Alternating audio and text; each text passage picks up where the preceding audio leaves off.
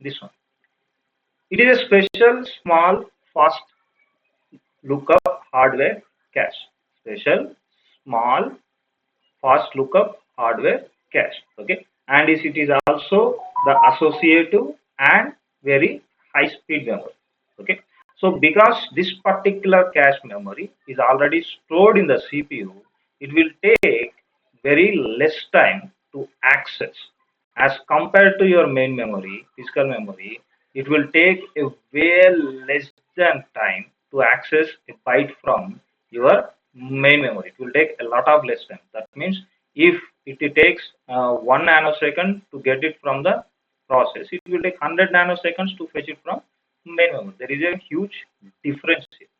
Okay, right? So each page table TLB consisting of 132 to 1024 entries. Each page table consisting of 32 to 1024 entries. That means the number of rows in a TLB is ranging from 32 to 1024.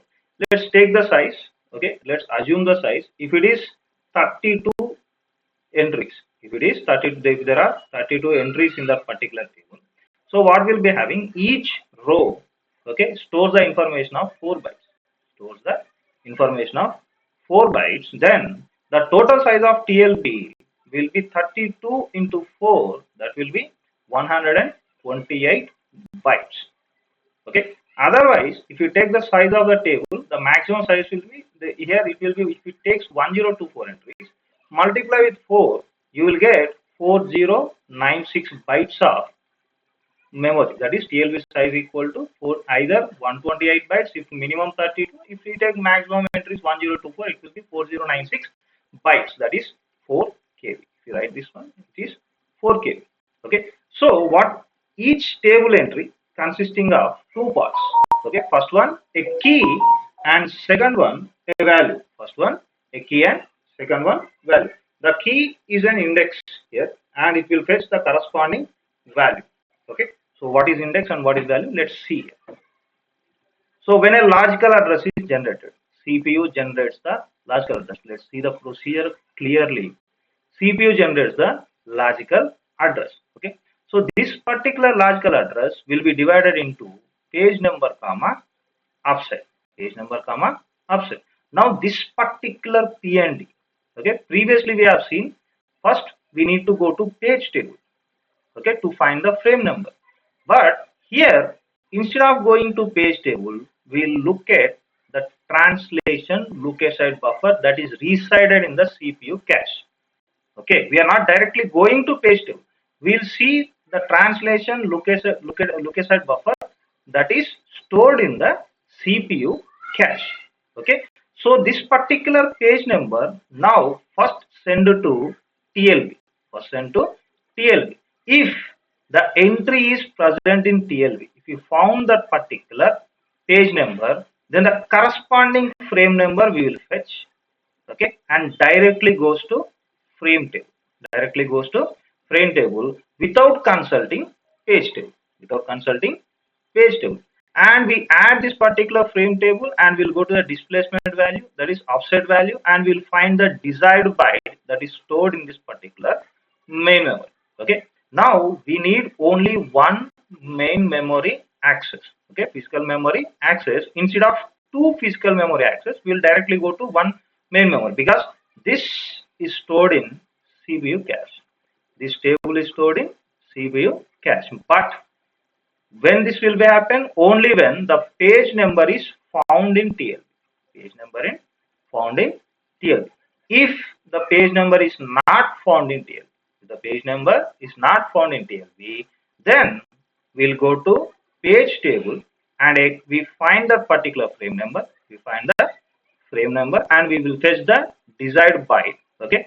Once we fetch the desired byte, there is one more thing that we need to do, that this particular new entry that is not present in the page table will be added to TLB. Will be added to TLB. Suppose that there is very simple. I will take an example.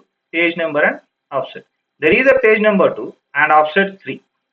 Okay, that means this particular 2, okay, page number 2 is present in TLB, okay, and which is stored in frame number 5, which is stored in frame number 5, then it will directly go to frame number 5 and fetch the third memory byte from the third memory byte, and it will send it to CPU. Otherwise, if it is not present, that is this 2 comma 3 is not present in TLB, then first it will search for the TLB. It is not found, then it will the particular number, okay, 2 comma 3 is sent to page table. Now page table, definitely it will find it out, okay.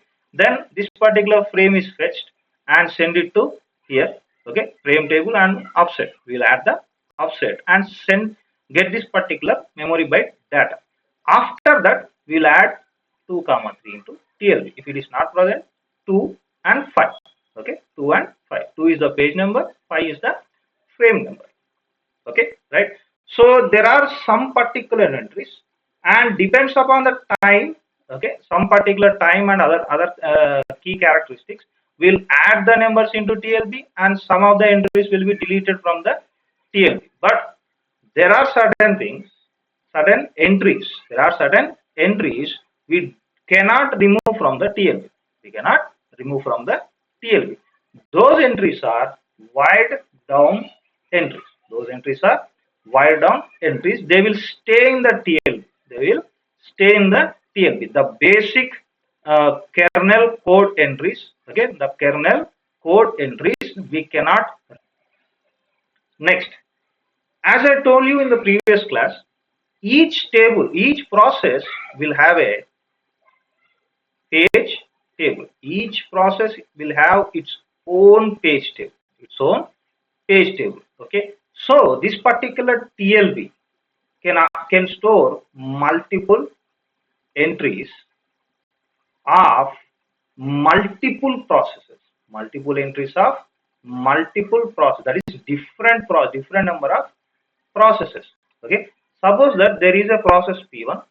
Okay, and page number 2 is stored here. Okay, page number 2 of process P1.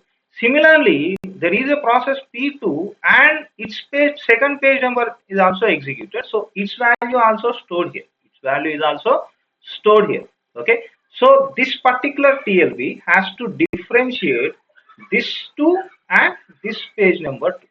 Okay, we have to differentiate both these particular page numbers, because see, if P2 is there, this one actually belongs to P1 page and this one actually belongs to process P2. Process P2. So what we have to do, if P2 is referencing 2, you cannot take this one. Okay, you cannot take this one, because the frame number that is matches with this 2 equal to, assume that 11, and this one equal to 21. This one equal to 21. So this is P2's, this is process P1's page number 2. Okay, suppose that P2 is requesting for second page, it will check here. The first one which is coming is 2 here. Then it will fetch the 11th one. This will become a problem. Okay, that will become a problem, and it's violate the property of process. It violates the property of process, because P2 is accessing P1's memory. P2 is accessing P1's memory. So there is a problem for protection. Even there is a problem for protection. So in order to identify which page number of which process, we need to take an ID also. So this TLB consisting of one more table, one more column, that is called address space identifier. Address space identifier. So this address space identifier identify a process. Okay, uniquely identifies the process. So let's say it's a process ID. Let's say it's a process ID. That means apart from page number and frame number, a process ID is also added to page translation Lookaside buffer, TLB. So this one we will call it as address space identifier. So there is one more column that will be added is ASID. One more column that will be added is ASID. So first it will check the ASIDs. Okay. So if it is process P1, it will check 1, all the 1 corresponding ones, followed by page table 2, followed by page table 2, and followed by frame table, followed by frame table. It is very simple. If P1 is not available, if P1 is not found in this particular TLB, then we can say that that particular process entries are not yet added to this particular TLB. So we can straight go to page table. We can straight go to page table. Okay, right? So there are two terms that we need to discuss here. First one, TLB hit and TLB miss. First one is TLB hit and second one TLB miss. That means when we are checking for page number, then we are checking for page number. If the page number is found in this particular TLB, we can call that particular thing. Okay, we can call it as TLB hit. If the page number is not found in TLB, then we can say that there is a TLB miss. Okay, what is TLB miss? The desired page of a process P1 is found in this particular TLB. We can say that there is a page hit. If this particular page number is not found in TLB, we can say that TLB miss. Whenever there is a TLB miss, we need to access page table. Okay. If there is a TLB hit, we can directly go to frame table and find the byte, desired byte. Okay, right? Okay. Right. So there is something called TLB hit ratio and TLB miss ratio. Okay. So what is TLB hit ratio? The percentage of times the page number is found in the TLB is called hit ratio. Okay. So ratio means it will be 100. We will take it as 100. 1 divided by 100. Okay. So when it comes to percentage of times the page number is not found in TLB, we will call it as miss ratio. We will call it as miss ratio. Usually TLB miss ratio is equals to 1 minus hit ratio. 1 minus hit ratio. Okay. So next one, we need to find the effective memory access time. Effective memory access time. So what is effective memory access time? It is the sum of the time taken for a page to access for a TLB hit ratio as well as TLB miss ratio. We will call it as effective memory access time. Okay. So let's take this one. How to find effective access time? There is a 80% of time hit ratio is there. Okay. That means we can find the page 80% of time, and if it takes 100 nanoseconds to access the memory, that is minimum 100 nanoseconds to access the memory, then a mapped memory access map access will take 100 nanoseconds when a page number is not in TLB. Okay, right? What is mean by this one? What is mean by this one? If the page number is found in TLB, then you can directly go to frame number and add that particular offset and get this particular memory. So it will take only one memory access. It will take only one memory access from CPU. So 80% of times it will be 100 nanoseconds. That will be 100 nanoseconds.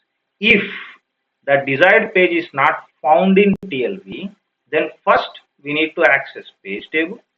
Then we need to access frame table and find the desired page.